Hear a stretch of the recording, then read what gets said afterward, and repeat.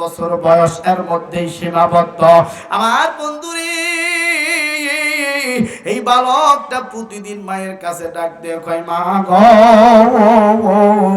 আমারে ক্ষুধা লাগছে, আমারে ক্ষুধা লাগছে, আমাকে খাবার দাও, আমারে ক্ষুধা লাগছে মা, আমাকে খাবার দাও।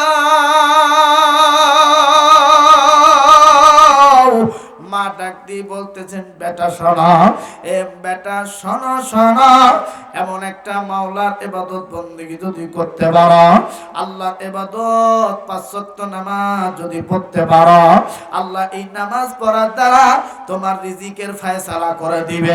জোরে জোরে কন্যা সুবহানাল্লাহ। এবার বেটা ডাক দিয়ে বলতেছেন, মাগো আমার ক্ষুধা লাগছে, এখন নামাজ পড়ে কি আল্লাহ আমাকে খাইতে দিবে? এটা কি সত্য না মিথ্যা গো মা? মা ডাক দি কই, বেটা রে, আমি কি তোর মা হয়ে তোকে মিথ্যা কথা বলবো?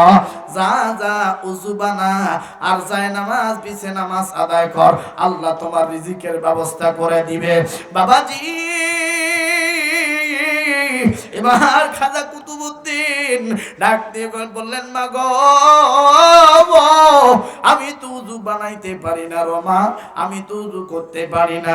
মা বলেন, বেটা রে, এইভাবে উযু করবা, কুলি করবা 3 বার, নাকি পানি দিবা 3 বার, সমস্ত মুখ মণ্ডল 3 বার ধুইবা, 2 হাতের কুনি ডান হাতের কুনি পর্যন্ত 3 বার ধোবা। এইভাবে এইভাবে মা দেখাই দিতেছে। এবার বেটা চলে গেলেন। আমার বন্ধুগণ, উযু বানাইতে, উযু করতে রে বাবা। মা এইদিকে ফট করে একটা বুদ্ধি করলেন, বেটা যদি নামাজ পড়ে আর নামাজ পড়ে যদি খাবার না পায়, নামাজ পড়ে যদি খানা না পায়, তাইলে তো বেটা আমার বিরুদ্ধে চলে যাবে। বেটা বলবে, মা কইলো এক কথা আর নামাজ পড়ে হয়ে গেল আর এক কথা। কথা বলেন ঠিক কিনা? মা এবার চিন্তা করলেন, বেটা যদি নামাজ পড়ে আর নামাজ পড়ে যদি খাবার না পাই,